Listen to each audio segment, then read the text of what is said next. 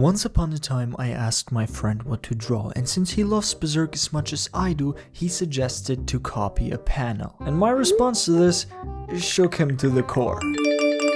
And of course, after saying something like that, I have to prove that I'm not just full of shit. So I asked him to send me a panel that he would like me to draw. And well, he chose this. So while I start making the sketch, let me explain a few things. To copy one style is a bit different from copying a whole image, and that's where my phrase "that's too easy" comes from. While I'm copying an image here, later on I will come up with my own character and will try to apply the style of another artist, which is significantly harder. Now that this is clear, let's go back to this Berserk artwork. I made clear that the process of coming up with everything that is inside Berserk, such as the composition, the atmosphere, or the design, is just Dark Souls difficulty. Though straight up copying shouldn't be too hard, but maybe that's just my toxic trait whispering inside my ear. Now before starting this drawing, I thought that the children will pose the biggest problem, because after all, there are 5 of them, each in a somewhat difficult pose. Turned out that it didn't take any longer than 50 minutes and the actual juggernaut of this drawing was still waiting for me.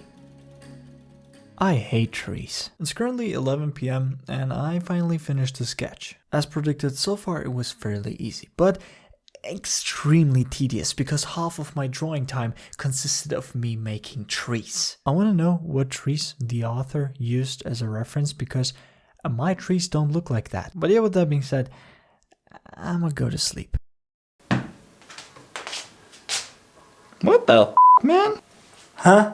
What are you still doing here? What do you mean what I'm still doing here? I live here. So do I. I have to finish 2 drawings in 2 days. Meanwhile, you're out here occupying the space drawing a bunch of f***ing trees. I gotta finish this for a friend. Jimmy? Yes? Who gives the I do! Brother, I thought you were a grown man, yet you're still out there comparing sizes. Bro, that's not What the go? Alright, what the Have it your way. Finally, man, only took you forever. Just one more question. What's up with these sunglasses, though? It's I don't get to see your ugly face. Whatever. Jesus, finally. Oh my god. Samdoesarts. While Mr. I have to pull out my snake and show it to everybody is on hold, we're gonna do the next artist. Sam is a very famous guy. That's not the reason I chose him, it's because he has a very recognizable style. And without much further ado, let's jump straight into it. Alright, I think the best way to start this is to just gather a couple of drawings. Look at the grand scheme of things, like eyes, nose and mouth, and figure out what brush he uses mainly. I used to overcomplicate things a lot, but with recent drawings I tried to simplify things, and I think this is exactly what I have to do in this style study. I want to try a simple face first, and if I don't end up struggling like the average American working in retail on a Black Friday, I might end up doing more than that. I tried to first reference and definitely understood what I have to do to make this style work. But I feel like I failed this one and I didn't want to risk coloring for an hour just to realize that it doesn't really work quite well. So I ended up switching references. Very early into the second try, I really liked where it was going. The face shared similarities style-wise, and the only real struggle I had was deciding on a hairstyle, and even that didn't take any longer than 10 minutes. So moving on to coloring, from the way I see it, he does have line art, just not straight up black. I will just use a similar color palette that he used in this drawing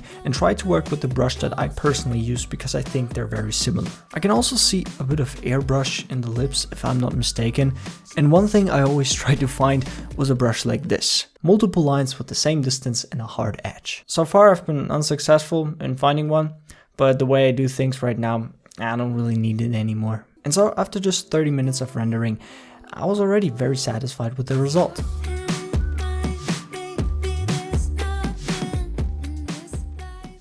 Alright, I finished the Samdoesarts drawing and I could go over it another 1 or 2 hours to make it more neat, but I think this is enough to showcase that I was somewhat able to replicate the style. We have one more artist to cover in this video, and that artist is wlop. He does something I always wanted to try out but never got to it, so my main focus today is gonna be less on the semi-realistic woman and more on the jewelry. Because if you take a closer look, what looks like jewelry is actually a bunch of dots. Once again, I'll take a simple reference, preferably of an Asian model. And right off the bat, the way I think this works is that he renders the face of the woman very accurately, so we're automatically drawn to her. And this allows him to draw things around her less accurate, because just like in animation or a flipbook, our brain makes a coherent image of fluid motion out of it. Coherent. Damn, I choked that. But of course the jewelry still has to make sense, otherwise this won't work as well. Also, I never painted animals, so I decided to add a cat to the drawing just to up the challenge a little bit. And so very quickly I created a sketch that I liked, and now all that's left is redesign it a little bit and add some jewelry. Though about the jewelry part, I forgot to mention that, how should I put this? I suck at it. I never drew a design jewelry on a character. I will you up. Whoever's calling me, I will you up. I never really drew jewelry or designed it on one of my characters because I don't like it in general. In this drawing specifically, I just gave her a choker because I didn't know any better.